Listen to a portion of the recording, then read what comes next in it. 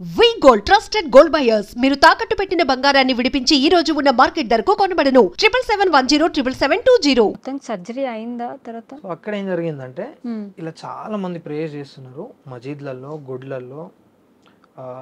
ఆఖరికి అయ్యగారులు కూడా నాకు ఫోన్ చేసి ఓకే అది జాతకం చూస్తారు కదా, నేను ఎప్పుడు చెప్పలేదు వాళ్ళకి చూడండి అని చెప్పేసి. వాళ్ళే జాతకం చూసినా మీ బాబుకి ఏం కాదు అని చెప్పేసి ఆయన ఫోన్ చేసి మాట్లాడి నీకు డబ్బులు కొట్టాలా అన్నాడు. కొట్టండి అని. ఎంతైనా కొట్టచ్చా అన్నాడు. ఎంతైనా కొట్టచ్చు, 10 రూపాయలే కొడతా అన్నాడు. ఓన్లీ 10 రూపీసే కొడతా కానీ ఒక మాట చెప్తా అన్నాడు. 10 రూపీస్ కొట్టిండు. కొట్టినాక చెప్తున్నాడు మీ బాబుకి ఏం కాదు నేను చూసేసిన అంటాను. అంటే వాళ్ళకు ఉంటది కదా, వాళ్ళు పూజలు జాతకాలు చూసేసి చెప్పేశారు. సో ఆయన అలా చూసి నీ బాబుకి ఏం కాదు అని చెప్పాడు. చెప్తే నేను కూడా ఇంత సిచ్యువేషన్ వచ్చింది సర్జరీ అన్న తర్వాత మనం ఏదైనా అదా మనకు మిరాకిల్ జరగడానికి అని చెప్పేసి లైట్ తీసుకొని ఉన్నా. చాలా మంది ఇట్లనే ప్రేయర్స్ చేస్తూ ఉన్నారు. అట్లనే ఇంకో 2 or 3 days గడిచిపోయినాయి.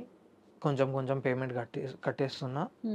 ఆ టైంకి ఒక రోజు డాక్టర్ పిలిచి కౌన్సిలింగ్కి పిలిచి నేను నా వైఫ్ ఇంకా మా ఇంట్లో వాళ్ళు ఉన్నారు అందరు ఒక రూమ్లో కూర్చొని ఉన్నాం. డాక్టర్ గురించి వెయిట్ చేస్తున్నాం ఏం చెప్తాడా అని చెప్పేసి. సో డాక్టర్ మా దగ్గరకు వచ్చిండు. ఆయన మా దగ్గరకు వచ్చి నవ్వుతున్నారు.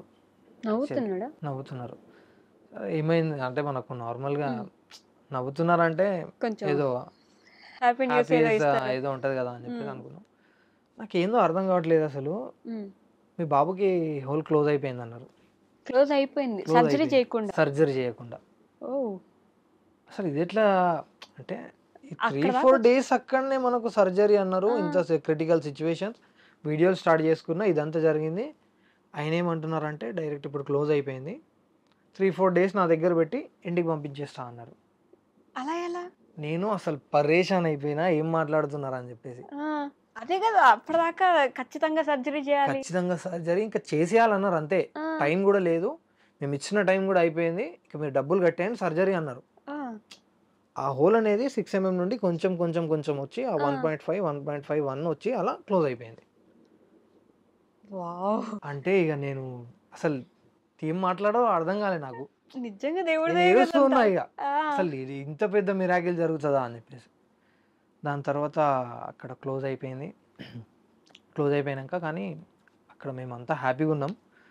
కానీ డాక్టర్ ఇంకో విషయం ఏం చెప్పారంటే బాబు చాలా సెన్సిటివ్, మీరు ఒక పువ్వుని చూసుకున్నట్టు చూసుకోవాలి, ఇంటికి తీసుకెళ్ళినా కానీ బయట వాళ్ళని ఎవరిని లోపలికి తీసుకురావద్దు, ఇన్ఫెక్షన్స్ వస్తాయి అది ఇది అని చెప్పేసి కొన్ని చెప్పిండ్రు.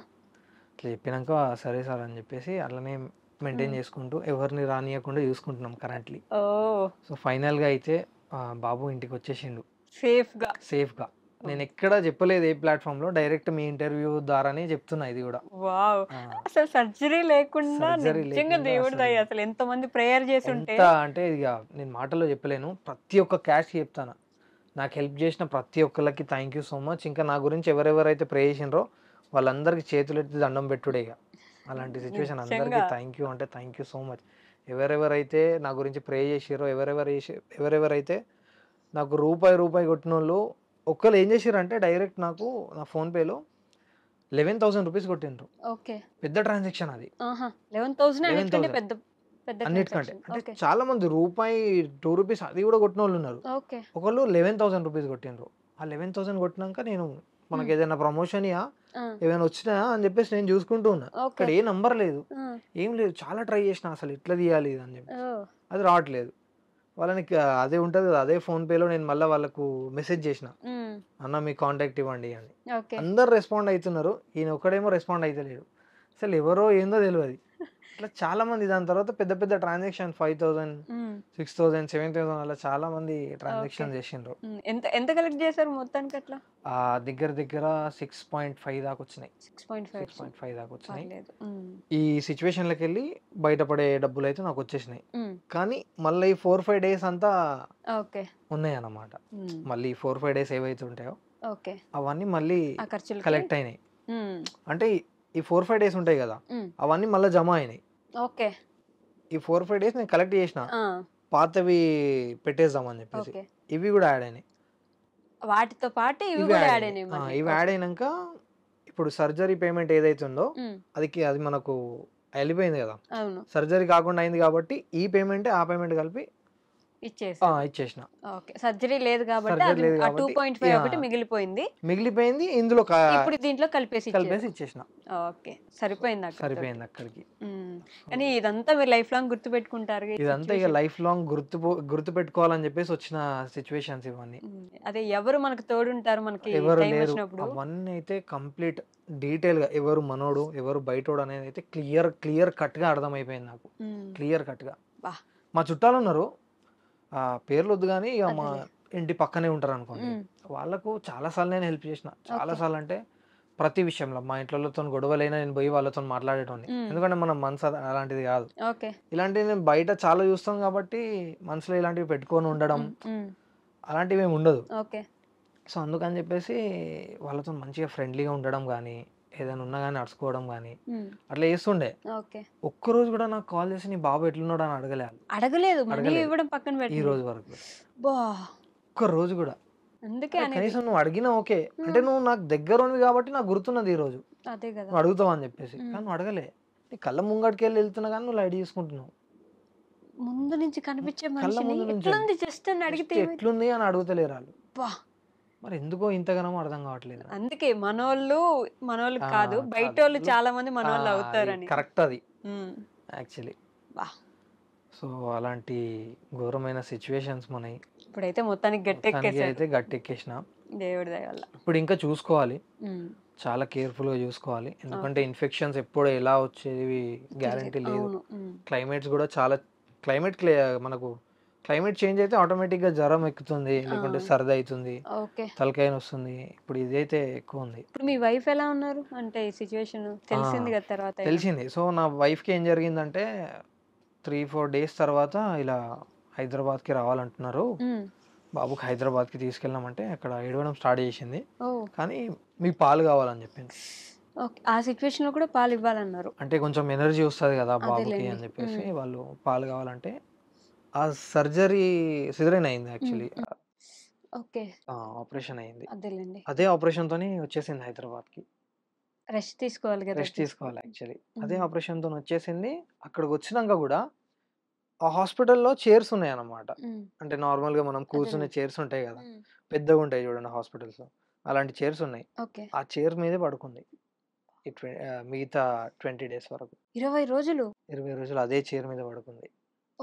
ఆ సిజేరియన్ అనే వ్యక్తి ఎంత రెస్ట్ తీసుకోవాలి, వాళ్ళకి అసలు ఎంత బాడీ ఇది ఉంటది అనేది. నడవడం అసలు రాలేదు, కానీ అయినా నడుచుకుంటూ వెళ్ళడం మీదకి పాలు ఇవ్వడం. ఆ టైంకి చాలా సార్లు పాలు కూడా రాలేదు. అయ్యో కొన్ని అంటే ఈ సిచ్యువేషన్స్ చాలా అంటే చాలా డేంజర్ వచ్చినాయి మాకు. చాలా ఘోరమైన సిచ్యువేషన్స్. ఆవిడ ఓకేనా? ఇప్పుడు ఆవిడ కూడా ఓకే. పర్లేదా? అంటే దేవుడు దయ ఏంటంటే మనకు స్టార్ట్ అయిన కాడ నుండి ఒక్క రోజు కూడా చిన్న మరక కూడా పడలే. అసలు మేము అసలు ప్రాబ్లం ఉంటుందా అనుకున్నాం, అలాంటి సిచ్యువేషన్ అట్లా. సో అక్కడ నుండి ఇక్కడికి వచ్చినాక ఇదంతా పెద్ద ప్రాబ్లం అయింది. కానీ నాకేమనిపించింది అంటే ఈ ప్రాబ్లం వల్ల దేవుడు మనకు పెట్టిన ఒక చిన్న టెస్ట్ అనుకున్నా.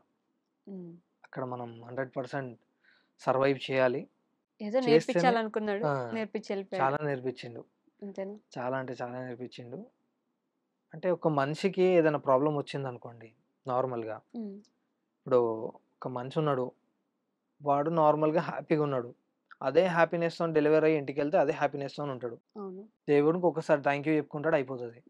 అదే టైంలో మనకి ఏదైనా అయ్యింది అనుకోండి, ఇలా సిచ్యువేషన్ నడిచినాయి అనుకోండి, ఆ 1 month థ్యాంక్ యూ చెప్పడమే, తర్వాత కూడా థ్యాంక్ యూ చెప్పడమే లైఫ్ లాంగ్. వాడు ఎంత వరకు వాడు మన కళ్ళ ముందు ఎంతసేపు ఉంటే అంతసేపు మనం చూసుకుంటూ దేవునికి థ్యాంక్ యూ చెప్పడమే. అంతేగా. బాబుని చూసినప్పుడు ప్రతిసారి దేవుడు గుర్తుకొస్తాడు. ఆ దేవుళ్ళ టైంకి హెల్ప్ చేసిన వాళ్ళు కూడా గుర్తొస్తారు. అంతేగా. ఇంతమంది హెల్ప్ చేసి, ఇంతమంది ప్రేయర్స్ చేసి, నేను ఎప్పుడైతే అస్సలుగా ఎక్స్పెక్ట్ చేయలే ఇంతమంది మనకు ప్రేయర్స్ చేస్తారా, ఇలాంటి సిచ్యువేషన్లకి వెళ్ళి బయటపడతానా. ఎందుకంటే మైండ్లో మనసులో మొత్తం నెగటివిటీ, భయం ఎక్కువైపోయింది కదా. ఎక్కువ అయిపోయింది, మొత్తం నెగటివిటీ. ఎవ్వరు తోడలేరు, ఒక్కనే ఉన్నా. డైలీ మేము తినే తిండి పొద్దున లేస్తాం అక్కడ హాస్పిటల్లో. పొద్దున్న లేచినాక డాక్టర్ పిలుస్తారు కదా కౌన్సిలింగ్ కి, దానికోసం వెయిట్ చేయడం. 12 వరకు ఏం తినకుండా వెయిట్ చేయడం అక్కడ. 12 తర్వాత ఏదైనా చెప్పినాను అనుకోండి సిచ్యువేషన్ బాలేదు అని. అలా ఈవినింగ్ డైరెక్ట్ 6, 7 ఇట్లా ఆ టైంకి నేను కాదు నా వైఫ్ కూడా సిజేరియన్ అయ్యున్న వైఫ్. సిజేరియన్ అయి ఉన్న వైఫ్ ఆమె కూడా ఆ టైంకి మనకు బ్రేక్ఫాస్ట్ చేసేది. బ్రేక్‌ఫాస్ట్ సాయంత్రం 6, 7 సాయంత్రం గంటలకి. 6కి 20 రోజులు 7కి రోజు ఇదే పని. రోజు ఇదే పని ఉండే. మాకు అసలు అర్థం కాలే ఆ టైం కూడా, మనకు గడిచే టైం కూడా. హ్మ్. ఎందుకంటే వాళ్ళు చెప్పే ఒక్కొక్క మాట గురించి కానీ మనం ఊకే హ్మ్. కింద పోవడం, మీదికి రావడం, బిల్స్ గురించి కానీ దాని గురించి కానీ మొత్తం తిరగడమే ఉండే. హ్మ్. ఇక నా వైఫ్కి అయితే పర్సనల్గా అయితే చాలా పెద్ద థ్యాంక్ యూ చెప్పాలి. ఎందుకంటే ఆ సిచ్యువేషన్కి నేను ఇట్లున్నా, హ్మ్. నాకే ఇట్లా అనిపించింది. ఆమె అయితే ఇంకా డేంజర్ ఉండే సిచ్యువేషన్. అదే గదా! ఆ సిచ్యువేషన్లో కూడా చాలా ఘోరంగా సర్వైవ్ చేసింది యాక్చువల్లీ. నైస్. నిజానికి మొత్తానికి ఇద్దరు కలిసి గట్టెక్కారు. ఒక గట్టెక్కినాం. పెద్ద గండం అంతే యాహ్! అనుకోవాలి.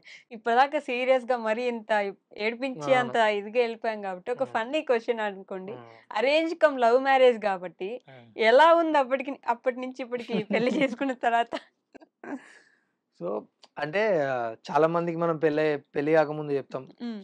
"అరే! నువ్వేందిరా బయ్ హ్మ్.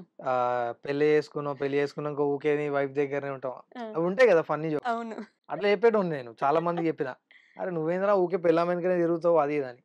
తర్వాత అర్థమైంది ఎందుకు తిరుగుతున్నాం అనేది. మీరు అట్లా. కూడా ఇప్పుడు అలానే అలానే తిరుగుతున్నారా? తిరుగుతున్నాం ఇంకా. తిరగడమే. మనం ఏమనుకున్నా అది తిరగడమే కంపల్సరీ. కానీ నాకు హ్మ్. ఏ రోజు గూడా నా వైఫ్ ఇట్లా ఇది కావాలి, ఏ రోజు గూడా ఓకే. నాకిది కావాలి, ఇది తినిపి, హ్మ్. ఈ డ్రెస్ కావాలి, ఇది కొనియ్యు, ఈ చెప్పులు కావాలి అని హ్మ్. ఏ రోజు అడగలేదు. ఓకే. పెళ్లి కాకముందు ఏదైతే అనుకుంటామో మనం, హ్మ్. పెళ్లి కాకముందు మనం లవ్‌లో ఉన్నప్పుడు ఏదైతే యాహ్! అనుకుంటామో, హ్మ్. అవన్నీ అవన్నీ గుర్తుపెట్టుకొని నేనే ఒక్కదాని తర్వాత ఒకటి ఇప్పించిన. అవునా? ఐఫోన్ కావాలని ఉండే. ఓహ్! అది ఇప్పించేసిన. ఓకే. డ్రెస్ ఒక్క బురకా ఏసుకుంటాం మనం హ్మ్. నార్మల్‌గా. అవును. బురకా కావాలని ఉండే. హ్మ్. ఒక 5, 6 బురకలు కొనిచ్చిన ఒకటేసారి. ఓకే. సో, డ్రెసెస్ కావాలంటే నార్మల్‌గా హ్మ్. అంటే మనం మనది ఎక్కువ మిడిల్ క్లాస్ ఫ్యామిలీ అన్నమాట. ఓకే. సో, మేము గూడా ఒక చాలా పూర్ లైఫ్ స్టైల్ జూసినాం. ఒక బ్రాండెడ్ షాప్‌కి తీసుకెళ్ళి, హ్మ్. ఆ బ్రాండెడ్ బట్టలు కొనించడం. సో, అది గూడా అలాంటివి మంచి చాలా డ్రీమ్ అది. అది గూడా మాకు చాలా పెద్ద డ్రీమ్. అదేలెండి. హ్మ్. కానీ నేను ఏదైనా గానీ పెళ్లయినంకనే సక్సెస్ అయినా. అవునా? ఏదున్నా గానీ. హ్మ్. పెళ్లయినంకనే నాకు అన్నీ మంచిగా జరిగినాయి. పెళ్లి గాకముందు ఉన్న ఫేమ్‌కి, పెళ్లయిన తర్వాత ఫేమ్‌కయితే చాలా డిఫరెన్స్ ఉంది. ఓహ్! పెళ్లయినంక నా ఫేమ్ ఇంకా పెరిగిపోయింది. హ్మ్. మీ వైఫ్‌ని గూడా వీడియోస్‌లో ఇన్వాల్వ్ వీడియోస్‌లో చేశారు. ఇన్వాల్వ్ చేసిన. ఆమెకి గూడా ఐడీ క్రియేట్ చేసిన. హ్మ్. సో, యూట్యూబ్ ఛానెల్ క్రియేట్ చేసిన. యూట్యూబ్ ఛానెల్‌కి నేను చెప్పిన యాక్చువల్‌గా నా వైఫ్ ఛానెలు ఓకే. ఇట్లా మీరు రేపటి వరకు ఒక 1,000 సబ్స్క్రైబర్స్ చేయాలి అని. హ్మ్. నేను రేపటి వరకు 1,000 అంటే వాళ్ళు 5,000 చేసేసిండ్రు. ఓహ్! అంత ఘోరమైన సపోర్ట్ ఉండే. కానీ మాకు టైం లేక అదంతా హ్మ్. చాలా తిరగడం స్టార్ట్ చేసినా నేను. ఓకే. తిరగడం వల్ల అటు పోవడం, ఇటు వెళ్ళడం ఇట్లా హ్మ్. టైం ఉండడం వల్ల ఛానెల్ అయితే మనం ఛానెల్ ఎక్కువ యాక్టివ్ లేకుండే. So, okay. అందుకు ఆపేసిన ఛానెల్ అయితే అది. కానీ ఒక్క మొత్తానికి ఛానెల్ అయితే రన్ అవుతుంది కరెంట్‌లీ. అవుతుంది. హ్మ్. హ్మ్. పర్లేదు యూట్యూబ్ నుంచి గూడా మనీ ఒస్తాయి గదా! ఇంకొంచెం కొంచెం ఆ! ఇప్పుడైనా. యాక్చువల్లీ ఇప్పుడు యూట్యూబ్ నుండి మనం అనుకునే అంత డబ్బులైతే ఏమి రావట్లేదు. ఓకే. చాలా మంది క్రియేటర్స్ అయిపోయిండ్రు. ఇంకా యూట్యూబ్ గూడా మనకు ఆ ఆల్గోరిథం చాలా చేంజ్ అయిపోయింది. కరెక్టే. చాలా తక్కువ డబ్బులొస్తున్నాయి. హ్మ్.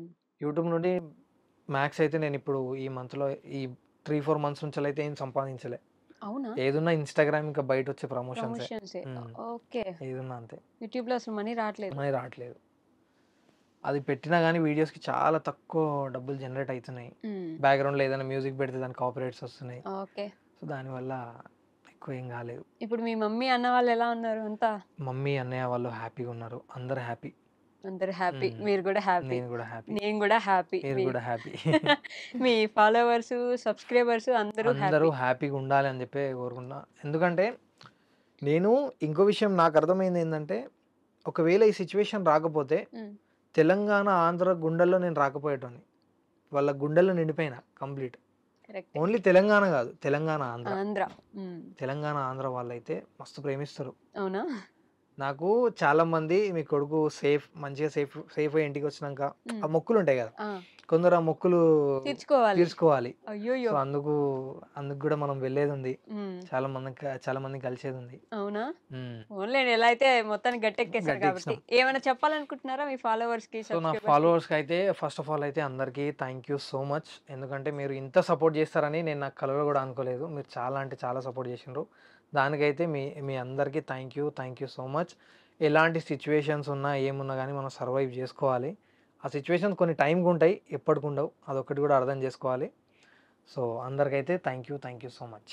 థ్యాంక్ యూ సో మచ్ అండి. మీ బాబుకి ఆరోగ్యం ఎప్పుడు బాగుండాలని, మా అందరి ఆయుష్లో ఒక 2-3 సంవత్సరాలు తను పోసుకొని ఇంకా బాగా ఉండాలని నేను కూడా మనస్ఫూర్తిగా కోరుకుంటున్నాను. Thank you.